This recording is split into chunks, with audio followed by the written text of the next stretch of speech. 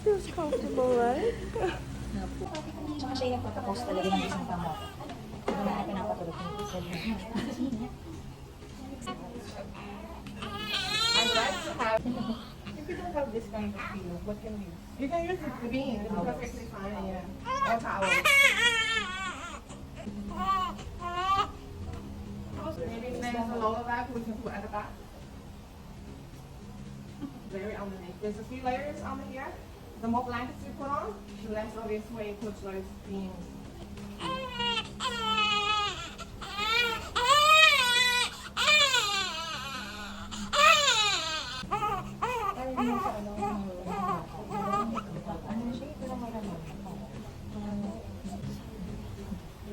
I would if there's plenty of time, and if she doesn't settle on the table, I will pick her up and settle her and then pull her down.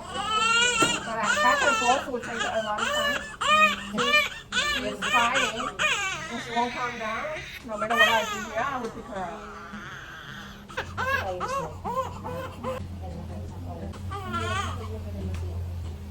Okay.